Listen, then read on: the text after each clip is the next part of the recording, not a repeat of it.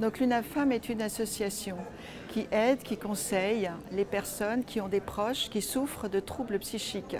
Les troubles psychiques, en règle générale et essentiellement, ce sont des troubles affiliés à la schizophrénie, aux troubles bipolaires, à la dépression sévère et résistante, aux troubles anxieux et phobiques, les troubles borderline, etc. Donc tous les troubles anxieux et phobiques aussi, je ne sais pas si je l'ai dit, mais je le redis. Et là, nous les conseillons, nous les aidons, nous les formons, nous les informons. Donc non pas les patients, mais les personnes, les proches de ces malades qui souffrent de ces troubles. Nous avons au niveau de l'association des groupes de parole où les personnes peuvent se retrouver ensemble autour d'une bénévole de l'association et d'une psychologue pour discuter ensemble de leurs problèmes, parler de leurs propres expériences aux uns et aux autres, qui peuvent aider d'ailleurs les uns et les autres, et ainsi venir en conseil aux personnes qui arrivent, qui sont nouvelles dans l'association, qui sont nouvelles pour bénéficier de tous les conseils qu'on peut leur apporter, aussi bien les personnes qui viennent aussi à ces groupes de parole que la psychologue. Et puis nous avons aussi un secteur de formation et de sensibilisation. Formation pour ces proches de malades psychiques qu'on appelle les aidants familiaux. Et nous leur proposons des formations sur la communication, comment communiquer avec un proche qui souffre de troubles bipolaires, sur la dépression sévère et résistante, sur une présentation des troubles psychiques, sur les troubles anxieux également. Et nous faisons aussi des sensibilisations, des actions de sensibilisation auprès de différents partenaires qui seraient intéressés pour leur personnel d'avoir ces sensibilisations aux troubles psychiques. Nous intervenons auprès du CHU pour les ambulanciers par exemple. Nous intervenons aussi auprès des permanenciers du service du 15 au CHU.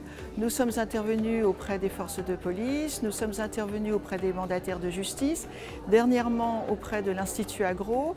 Tout ça, c'est pour leur parler des troubles psychiques, comment prendre en charge le personnel ou la personne qui souffre de ces troubles.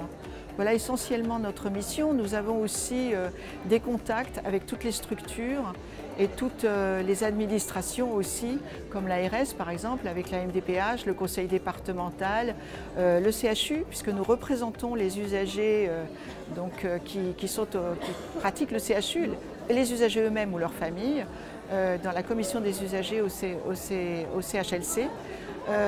Plus particulièrement, oui j'ai dit CHU, mais c'est plus particulièrement le CHLC. Et puis nous intervenons aussi à la demande quand un partenaire ou une structure a besoin de conseils et de savoir exactement comment s'y prendre, comment faire avec une personne qui souffre de troubles psychiques dans l'emploi, pour obtenir un emploi, pour le maintien dans l'emploi. On peut venir en aide aussi avec les autres structures comme le France Travail, Cap Emploi, etc.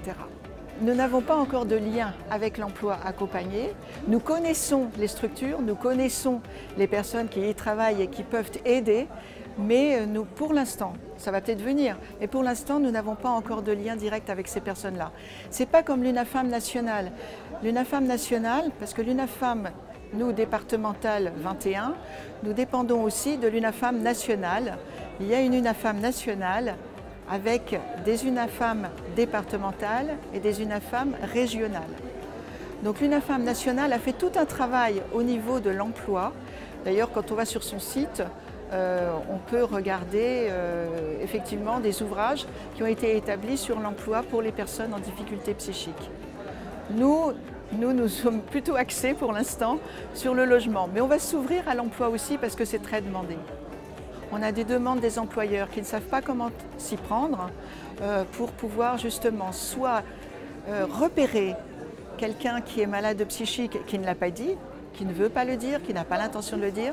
Pour le repérer, il y a des choses à regarder, des choses à voir, des gestes, des attitudes. Et puis nous avons aussi des liens avec les personnes qui cherchent un emploi ou qui voudraient se maintenir dans l'emploi. Là aussi, il y a des attitudes à avoir, il y a des choses à apprendre. Et là, on peut travailler avec Cap Emploi et avec France Travail et d'autres organismes. Alors, la parole se libère. Il y a de moins en moins de stigmatisation, mais la stigmatisation existe toujours. Il y a toujours des personnes qui sont dans le déni de leur maladie ou des proches qui sont dans le déni de la maladie de leurs proches. Des aidants qui sont dans le déni. Donc là, c'est encore un petit peu difficile.